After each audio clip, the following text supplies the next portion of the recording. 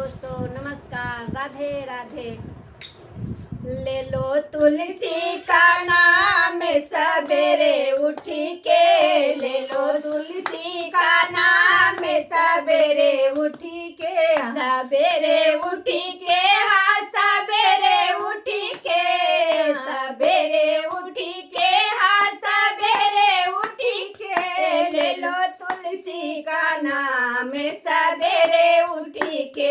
भज लो तुलसी का नाम सवेरे उठ के। तुलसी का बिरवा गणपति जी के अंगना, तुलसी का बिरवा गणपति जी के अंगना, गणपति जी के अंगना, गणपति जी के अंगना,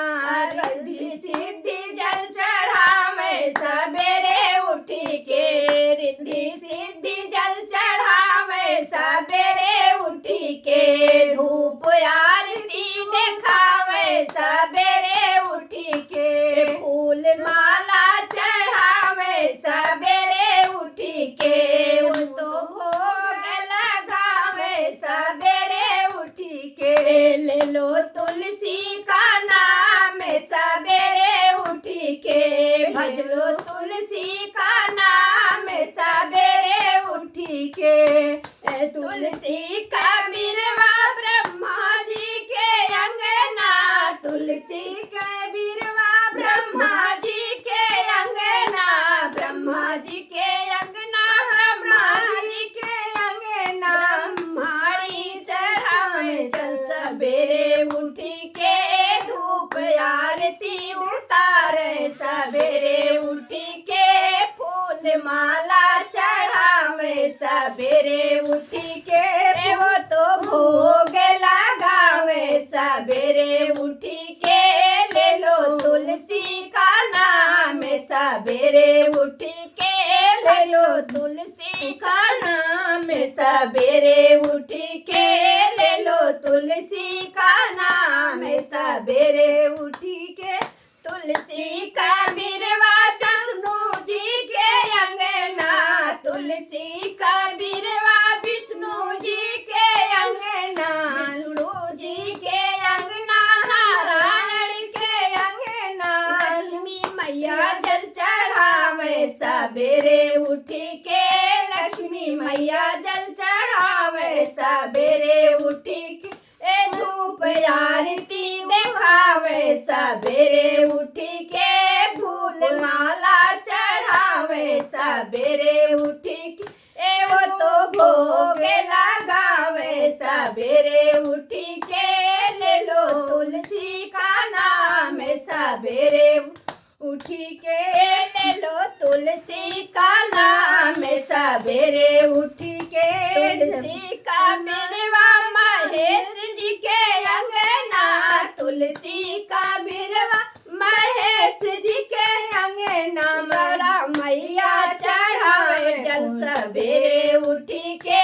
गौरा मैया जल चढ़ावे सवेरे उठ के, धूप माला जखावे सवेरे उठ के, वो तो आरती उतारे सवेरे उठ के, वो तो भोग लगावे सवेरे उठ के, ले लो तुलसी का नाम सवेरे उठ के,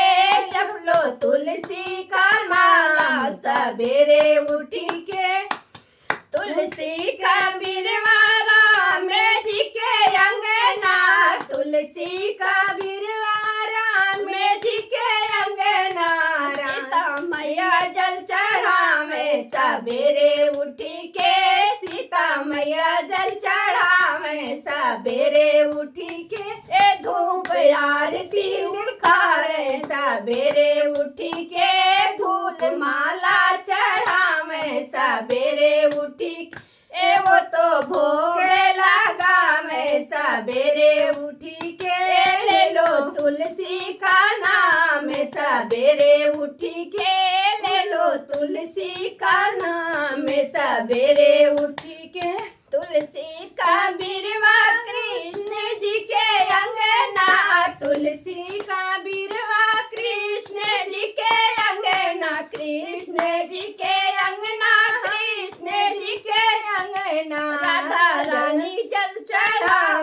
सवेरे उठी के राधा आरती देखावे सवेरे उठी ए फूल माला चढ़ावे सवेरे उठी के वो तो भोग लगावे सवेरे उठी के ले लो तुलसी का माला सवेरे उठी के भर लो तुलसी का नाम सवेरे उठी के। धन्यवाद नमस्कार। और सपोर्ट करिएगा, शेयर करके जरूर बताइए, कमेंट भी करते रहिएगा।